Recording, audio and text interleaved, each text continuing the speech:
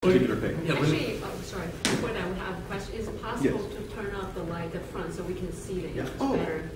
We got a bad angle over here. Yes. Yeah. I assume there's a picture. I suppose, color yeah. if you don't mind, but I don't think that's suggested. We'll see. Right here's the shape. He's like, I can see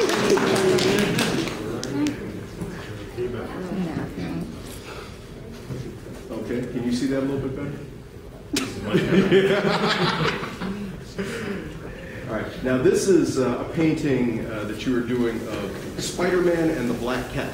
Right. This is actually, most of the work I do are covers or sequentials for comics, but this was actually commissioned, and I like to have a lot of fun with commission. So I took some process shots, and that's what we're going to look at here, where I pretty much set a camera up on a timer and a tripod behind me, and it just snapped pictures as I went.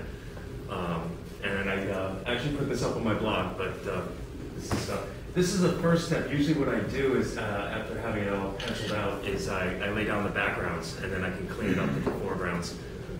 So I just laid the brick down there, and then the second thing you see me start doing with the Black Cat character is I put all my blacks down first. So almost as if you take the pencils and you're just doing the inking. Only you're only inking the shadows. So you're putting the black in there, but you're not doing any line work. And then you can work the colors off of that and the mid-tones.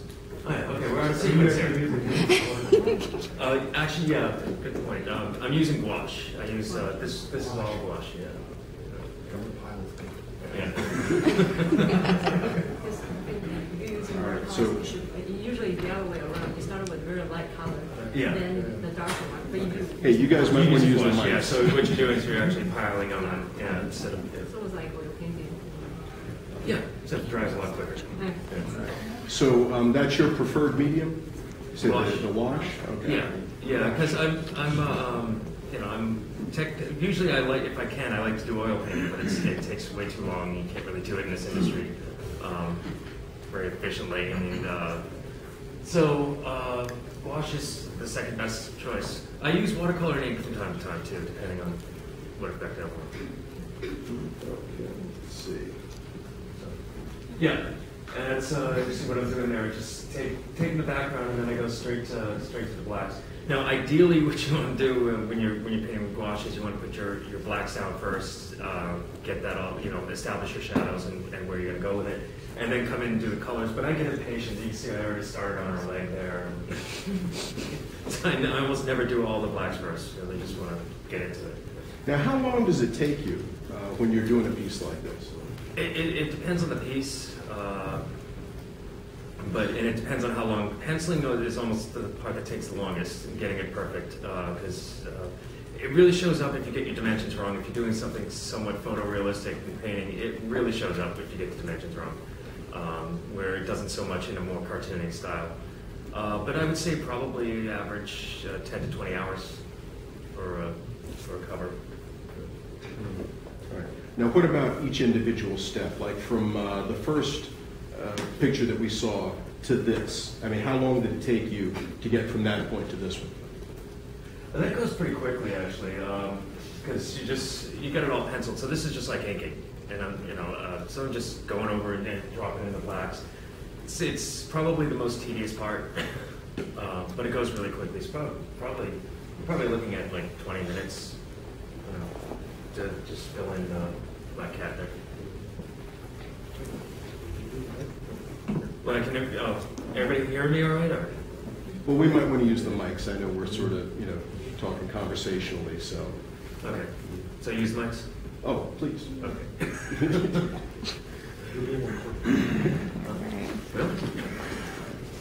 No. Okay, yeah, and this is again an example of my impatience. Again, ideally, what you want to do is you want to fill in all the blacks like you're an anchor, and you should have done that with Spidey there and everything. But I immediately went right in and started adding whites to the latex there, and Black Cat, and You're attracted to it. You're attracted. I am drawn to it, yes. And the thing about pulling the blacks I should add too is when you add color, you have a choice whether you can tread lightly and just put the color next to the black or even over it, Or you can use a little excess water, and what that does is it helps blend it. It's almost like oil painting. You can mix the colors out. And there's a close shot with a sexy black cat. And there I am doing the blacks again. But you see, I again got impatient and started filled in the blue on Spider-Man. But yeah, it's basic. Sounds like you've gotten really impatient on this piece. Oh yeah, you know, I'm getting worse and worse. You're actually getting more disciplined. I'm getting less disciplined. Yeah, it's just a close shot of the same thing. Yeah, and there you go with the reds. Now the thing with the reds is there wasn't any hard shadowing on that because I wanted to have a shiny, almost latex look to the blue part of Spider-Man, and I wanted almost like a satin, less reflective look on the red parts. So there really isn't any strong shadows in that. You can see over by the shoulder where he's casting a shadow from his head. That's all the black needed, and then from here on in, it's just going to be just reds with shades of. Not much contrast in that part. I think that's coming up next. And there it is. That's just a rough. A lot of times I don't do any smooth blending. I just throw in the colors. And it almost looks like paint by number, and that's kind of what it is with gouache, because you're dealing most of the gouache colors are opaque. So what you're really doing is just placing a slightly lighter shade next to another shade, and it is very much like paint by numbers. And then you can go in with a little bit more water in your solution and blend it and smooth it out. And then webs. Movie contamination too. I didn't just do the black. I did the 3D kind of webs. Get the highlights in there. I wanted to avoid that because I like the classic Spidey, but because highlights are fun. Yeah. And with gouache too, you can go in and add. And this is something you really can't do with watercolor because you kind of leave the white in watercolor. But with gouache, you can go back in and drop in highlights, and that's kind of fun. And just globs of white over stuff and give it an extra shine. That's kind of what I did there with the webbing and top of his head. Because the idea is the light source is just directly above that leg, and it's a strong singular light source, so it's casting heavy shadows. That's what's happening there. And this is the completed piece, right? I believe so, yeah. Okay, yeah, because I'm seeing a little bit of a signature down there. Oh, yeah. Only sign it when it's done. Okay. There it is. All right. And for more information on J.K.Woodward. Did you use any reference?